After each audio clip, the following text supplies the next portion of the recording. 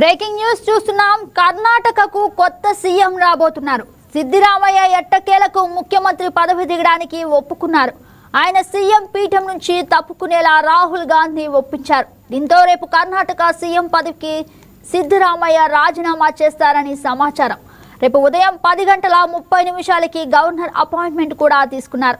ఇక గవర్నర్ను కలిసి రాజీనామా సమర్పించే అవకాశం ఉంది. వెంటనే 1-2 రోజుల్లో సిఎల్పి సమావేశం ఏర్పాటు చేసి డిప్యూటీ సీఎం డీకే శివకుమార్ను సిఎల్పి నేతగా ఎన్నుకుంటారు. ఇక మే 30వ తేదీన అంటే శనివారం నాడు కొత్త ముఖ్యమంత్రి ప్రమాణ స్వీకారం చేసే అవకాశాలున్నాయని పార్టీ వర్గాల తాజా సమాచారం. ఇక కొత్త మంత్రివర్గంలో 3 ఉప ముఖ్యమంత్రులకు చోటు కల్పిస్తారని తెలుస్తోంది.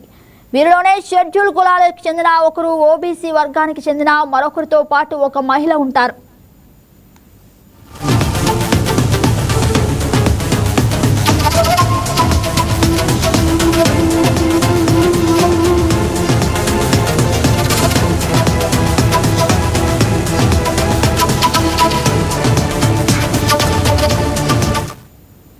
అయితే సిద్ధరామయ్య రాజీనామా చేసిన తర్వాత ఆయనకు రాజ్యసభకు పంపాలని రాహుల్ భావించారు. కానీ ఈ ప్రతిపాదనను ఆయన తిరస్కరించినట్లు సమాచారం. రాజ్యసభ ఎంపీ పదవికి బదులుగా తన కుమారుడు యతీంద్రను మంత్రివర్గంలోకి తీసుకోవాలని సిద్ధరామయ్య పట్టుబట్టారు. దీంతో సిద్ధరామయ్య కుమారుడు యతీంద్రకు డిప్యూటీ సీఎం పదవి దక్కే ఛాన్స్ స్పష్టంగా కనిపిస్తోంది. ఇక తాజా సమాచారం ప్రకారం ఈ నెల 28న అపాయింట్మెంట్ ఇవ్వాలని గవర్నర్ థావర్చంద్ గెహ్లాట్ను సిద్ధరామయ్య కోరారు. అదే రోజు తన రాజీనామా పత్రాన్ని అందచేసి తన డిప్యూటీ డీకే శివకుమార్ ముఖ్యమంత్రి పగ్గాలు చేపట్టేందుకు మార్గం సుగమం చేశారు.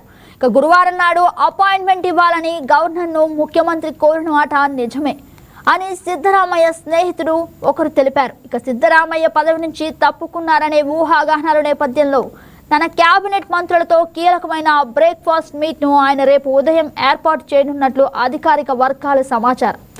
కాగా ఢిల్లీలో ఉన్న డీకే శివకుమార్ ఇవాళ బెంగళూరు చేరుకుని తిరిగి గురువారం హస్తిరకు వెళ్తారు. ముఖ్యమంత్రి అధికారిక నివాసంలో జరిగే బ్రేక్ఫాస్ట్ సమావేశంలో పాల్గొని ఢిల్లీ వెళ్తారని తెలుస్తోంది.